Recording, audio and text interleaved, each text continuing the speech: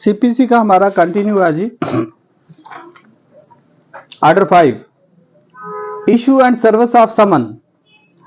तो ऑर्डर 5 क्या कहता है कि सर्विस समन कहां और कैसे और किस पे होनी है। आगे हर रूल जो है अलग अलग इसको एलाबोरेट करता है। रूल 10A पे आते हैं ऑर्डर 5 के। सर्विस बाय पोस्ट यानी कि थ्रू पोस्ट थ्रू कोर्ट अगर सर्विस है तो वो उसको अफेक्चुएट मुअस्सर कैसे बनाया जाएगा। Simultaneously with the issue of summons under rule 9। अब ये जी दोनों बातें करता है, समन भी आ गए लेकिन ये भी सर्विस आ गई साइमल्टेनियसली। दोनों एक वक्त में भी कोर्ट चाहे तो कर सकती है। हमने पहले भी देखा कि it depends nature of the claim suit proceeding. अच्छा जी, वो कहता है there shall be sent unless otherwise ordered by the court to the defendant. हाँ, इसके अलावा कोई और तरीका या मेथड या सर्विस का मोड डिफेंडेंट को बताया गया है। By registered post. अब रजिस्टर्ड पोस्ट में सर क्या आता है, एक्नॉलेजमेंट ड्यू। आमतौर पर ये लिखा भी होता है, इसे एडी बोलते हैं। एडी एक्नॉलेजमेंट, एक छोटा सा कार्ड होता है पीछे, एक्नॉलेजमेंट ड्यू। एक्नॉलेजमेंट का मतलब होता है किसी डॉक्यूमेंट के पीछे सिग्नेचर करना, साइन करना, ये होता है जी एक्नॉलेजमेंट। तो ये एक मेन लिफाफे के साथ एडी होता है जो कि जो रिसीवर है उसको वो साइन करता है और फिर वो रिटर्न बैक करता आता है, वापस आता है भेजने वाले के पास। एक्नॉलेजमेंट ड्यू पे एक जजमेंट भी है बड़ी इसमें डिटेल के साथ। और यहां मैं थोड़ा सा बताता चलूं कि जो आपने प्रीएम्पशन केस में याद रखिए, यही जजमेंट है, मैं अभी आपको बता देता हूं उसमें कि प्रीएम्पशन केस में आपने तलब भेजनी है तो वो उसमें ओनली और ओनली एक्नॉलेजमेंट ड्यू है, याद रखिए। ठीक है जी, ये रिपोर्टेड जजमेंट है और मैंने इसमें केस में को विन किया था। तो incumbent chief justice Lahore high court Lahore ने ये रिपोर्टेड किया इसको कि एक्नॉलेजमेंट ड्यू इसके लिए क्यों जरूरी है, कोई और मेथड नहीं, किसमें, प्रीएम्पशन में, और जब तलब भेजी जा रही होती है। Another copy of the summons signed and sealed in the manner provided in Rule 10. An acknowledgement purporting to be signed by the defendants of the receipts of registered communication or an endorsement by the postal implies that the defendant refused to take delivery of the same shall be deemed by the court issuing the summons to be prima facie proof of service of समन। ठीक है sir, चलिए thanks. ये कह रहा है prima facie, क्या कह रहा है कि वो कहता है कि अगर वो रिफ्यूज कर रहा है, किस में, एक्नॉलेजमेंट ड्यू में रिफ्यूजल दिख रहा है, तो ये वो कोर्ट समझेगी कि ये समन ये उसे नोटिस हो गए, सर्विस उस पे अफेक्चुएट हो गई। आगे सर इसका रूल ऑर्डर 5 का रूल 11 कहता है service on several defendants.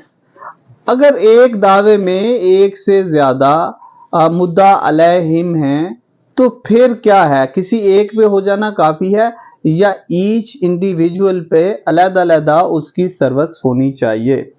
Save as otherwise prescribed where there are more defendants than one, service of the summons shall be made on each defendant. Even के कोई किनशिप में है, कोई nearest है, between brother है, father and सन है, defendants एक घर में रह रहे हैं तो सब पे सर्विस होना जरूरी है अनटिल और अनलेस उनमें से अपीयर हो जाते हैं, एक सबके बिहाफ पे हो जाता है या बाकी हो जाते हैं, अदरवाइज उनकी सर्विस होना जो है वो जरूरी है जी। डिफेंडेंट जितने भी होंगे उनसे कोई लॉ को कंसर्न नहीं है कि इनका आपस में तल्लक क्या है। अब order 5 rule 12 with servers to be on defendant and person when practicable or on his agent. Again हम देखेंगे एजेंट को, वैसे कॉन्ट्रैक्ट एक्ट ने भी बड़ा अच्छी तरह एलेबोरेट किया है एजेंट और एजेंसी क्या है और एजेंट का किरदार क्या है, लेकिन एजेंट पे भी सर्विस हो जाती है। कुछ सर्कमस्टेंस हैं लेकिन हो सकती है। अब ये कहता है जी पर्सनल, अगर कोई इन पर्सन बंदा अवेलेबल है तो बिल्कुल उस पर सर्विस होनी चाहिए और नहीं तो उसके एजेंट पे हो सकती है। wherever it is practicable service shall be made on the defendant in person। Defendant मौजूद है इन पर्सन, उसकी बजाय एजेंट पे सर्विस जो है वो नहीं होगी और उस सूरत में एजेंट पे होगी जब डिफेंडेंट उस जुरिस्डिक्शन से बाहर है इन पर्सन और उसका एजेंट वहां अवेलेबल है, तो फिर सर्विस जो है वो अगर हो तो उसे कानूनी तौर पर सर्विस कंसीडर किया जा सकता है। Unless he has an agent empowered to accept services। हाँ, अपने बिहाफ पे उसने किसी को ऑथराइज किया है तो वो अलग बात है। In which case service on such agent shall be sufficient। अब यहाँ एजेंट रिकॉग्नाइज एजेंट की भी बात करता है। ठीक हो गया सर।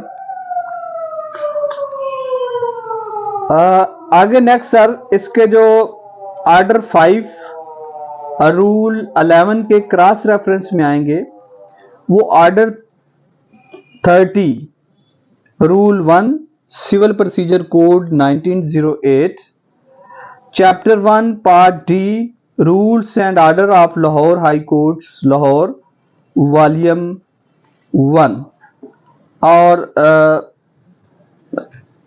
नेक्स्ट आते हैं जी हम ऑर्डर 5 रूल 13 पे service on agents by home defendant carries on business. अब डिफेंडेंट का एजेंट है और डिफेंडेंट उसके साथ मिल के अपना बिजनेस कर रहा है, तो क्या उस पर सर्विस अफेक्चुएट हो जाएगी, कंप्लीट हो जाएगी, उस सर्विस को कानून सर्विस समझेगा। In a suit relating to any business or working agents, a person who does not resides within the local limits of the jurisdiction of the court from which the summon is issued। पहली बात तो करता है कि वो in person बंदा जो है वो कोर्ट के जुरिस्डिक्शन में नहीं है। सर्विस ऑन एनी मैनेजर और agents who at the time of service personally carries on such business or work for such person। अब क्या करता है, वर्क फॉर सच पर्सन। ठीक है जी, उसके साथ उसका रिलेशनशिप क्या है, एजेंट का कायम है। With in such limits shell be deemed good services. तो वो कहता है जी इक्वली ये गुड सर्विसेज है अगर एजेंट भी हो जाए और इन पर्सन जो वो डिफेंडेंट है वो मौजूद ना हो। For the purpose of this rule the master of a ship shall be deemed to be the agents of the owners. और ये वो यहाँ जो बात करता है कि मास्टर, तो यहाँ लॉ वेरिएंट है कि मास्टर को जरूरी नहीं है कि वो जो उस पे सर्विस हो रही है, जो उसका कैप्टन है उस पे हो रही है तो वो फैक्चुएट हो सके या हो, लेकिन कहीं हद तक उसे रिस्पॉन्सिबल किया जा सकता है। आगे जी ऑर्डर 5 रूल 14 है service on agents in charge in suits for immovable property. Where in a suit to obtain relief respecting or compensation for wrong to immovable property, service cannot be made on the defendant in person and the defendant has no agent in power to accept the service, it may be made on any agents of the defendant in charge of the property। तो ये कुछ rules जो हमने पढ़े order 5 के। Next हम जो इसके करेंगे जी रूल वो अहम है, एग्जामिनेशन पॉइंट ऑफ व्यू से भी अहम है और उनको दोबारा हम करेंगे जी तफसील के साथ।